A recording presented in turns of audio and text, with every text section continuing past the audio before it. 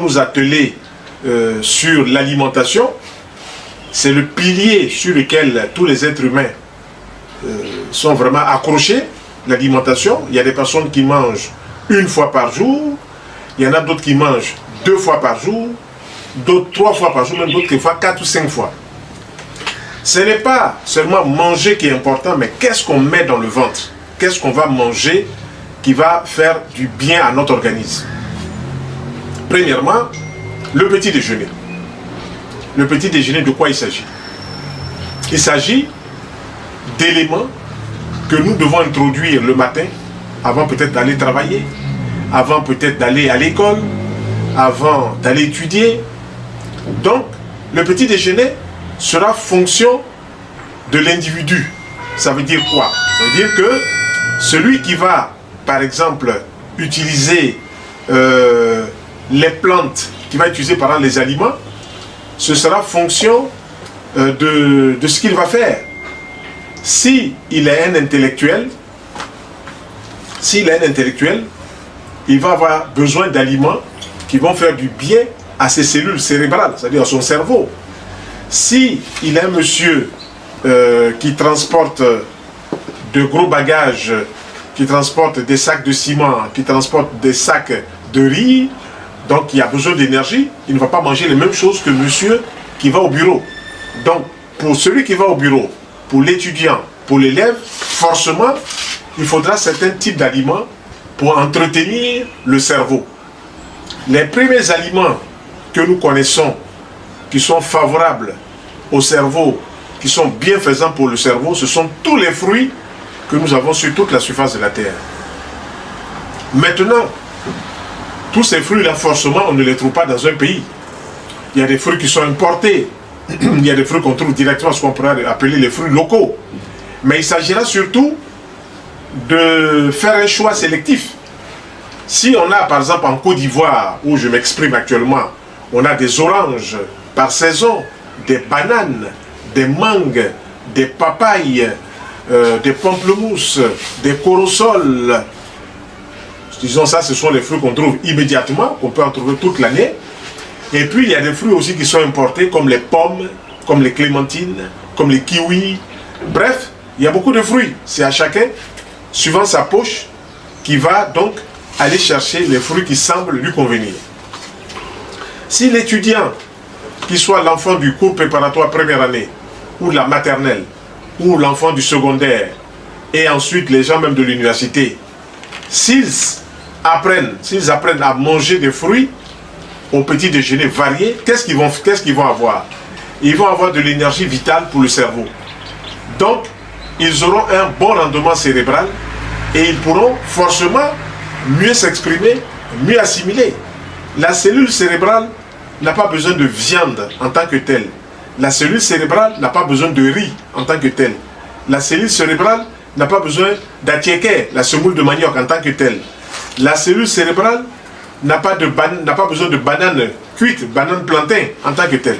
Ce dont la cellule a besoin immédiatement pour bien se développer, pour être dynamique, pour être alerte, ce sont tous les fruits qui sont juteux, ce sont tous les fruits qui peuvent apporter du glucose, du fructose, donc des sucres de bonne qualité.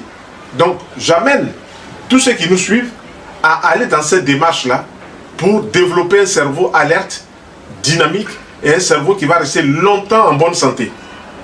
Je vois des personnes qui aujourd'hui ont 40 ans, 45 ans, 50 ans, ont déjà des troubles de mémoire. Pourquoi? Parce que le cerveau n'est pas suffisamment oxygéné. Et puis en plus donc du cerveau qui n'est pas suffisamment oxygéné, viennent se greffer les problèmes personnels, les problèmes psychosociaux, les problèmes familiaux, les problèmes relationnels. Tout cela ne facilite pas la tâche de ces personnes-là. Donc je vous amène à rentrer dans ma démarche. Ma démarche c'est celle-là, elle n'est pas sectaire. On mange des fruits, on mange des aliments cuits, mais il faut mettre chaque chose à sa place. Si vous mangez des fruits, ne mangez pas des fruits sur du riz. Si vous mangez des fruits, ne mangez pas des fruits sur la viande. Si vous mangez des fruits, ne mangez pas des fruits sur le poisson. Les fruits, entre nous, on peut les appeler des aliments célibataires. Ça veut dire quoi? Que si je mange l'orange, je peux l'associer à la banane, à la pamplemousse, à la mangue, à la papaye, à la pomme, à la poire, au raisin. Ce sont des fruits en général juteux. Mais quand je veux manger par exemple des fruits secs comme les arachides, comme les noix, comme les noisettes, comme les cajous, tout ça à l'état cru, il serait plus sain de ne pas les associer à qu'on appelle aux aliments juteux, même s'ils sont des fruits. Donc il y a deux catégories de fruits qu'il serait bon de les manger séparément. La première catégorie des fruits, ça se mélange, bonne combinaison.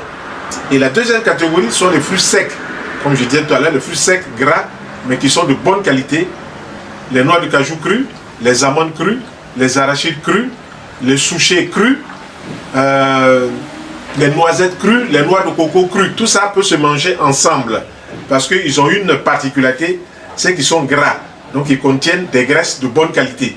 Et ces graisses de bonne qualité, moi je peux les appeler les phytostérols. C'est-à-dire c'est des graisses qui ne vont pas nuire à l'organisme. Alors que si on prend des aliments comme la viande qui a été frite de surcroît, on va introduire dans le corps peut-être des phytostérols du côté de l'huile, mais des cholestérols animal du côté de la viande. Or, on sait aujourd'hui, et on en parle partout, que tous les aliments qui sont cuits, surtout frits, posent problème. Pourquoi? L'huile est chauffée. Ensuite, la viande, qui est une macromolécule, c'est une grosse molécule, quand elle est carbonisée, elle est difficile à digérer. Donc, pour la digérer, il faut introduire des légumes. C'est là où on parle de bonne combinaison. Donc, je reviens toujours à mon petit déjeuner. Si on a mangé des fruits au petit déjeuner, tant mieux. On a eu sa ration d'énergie pour le cerveau et même pour le corps. On mange des fruits, on met une banane dessus. La banane est un fruit énergétique, mais un fruit aussi qui est bon pour le cerveau. Alors, on se retrouve avec un carburant de bonne qualité. Maintenant, en plus des fruits, on peut ajouter certains laits. Nos préférences vont aux laits végétaux. Le lait de soja. Pourquoi? Parce que dans le lait de soja, il y a une gamme de vitamines, de sels minéraux, il y a une gamme d'oligo-éléments, il y a une gamme d'antibiotiques naturels qui vont faire du bien au corps. Ensuite, il y a le lait de souchet, ce qu'on appelle dans notre langage en Côte d'Ivoire ici le tchongon. Le souchet est un fruit sec qui contient donc des vitamines, qui contient des sels minéraux qui sont bons pour la vue, vitamine A, qui sont bons pour l'ensemble des nerfs, vitamine B. Et donc, ce souchet, en le buvant un verre légèrement sucré au miel, en plus des fruits, va nous apporter des catalyseurs, va nous apporter des éléments utiles au bon fonctionnement de notre organisme. Donc, on se retrouve avec un petit déjeuner assez sain, assez substantiel. Maintenant, dans notre démarche, il n'y a pas de sectarisme. C'est-à-dire qu'on ne reste pas seulement aux fruits. Si vous faites par exemple 3 jours ou 4 jours de fruits au petit déjeuner, le 5e jour ou le 4e jour, suivant la démarche que vous allez adopter, vous pourrez utiliser un petit déjeuner cuit. Nos petits déjeuners cuits, on privilégie d'abord le pain complet, on privilégie le pain de seigle, on privilégie le pain de soja, et chacun de ces farineux vont nous apporter quoi? Vont nous apporter de l'énergie. Et si on mange donc du pain complet ou du pain de seigle ou du pain de soja, tant mieux. Même aujourd'hui, il y a certaines boulangeries qui fabriquent du pain de maïs, qui fabriquent du pain de certaines céréales, tant mieux. Nous, ce que nous disons, lorsqu'on mange ces céréales-là, aucun fruit ne doit être au même repas. Donc, fruits juteux se mangent ensemble. Bonne combinaison. Mais fruits, par exemple le pain cuit, ne doit pas être mélangé aux fruits.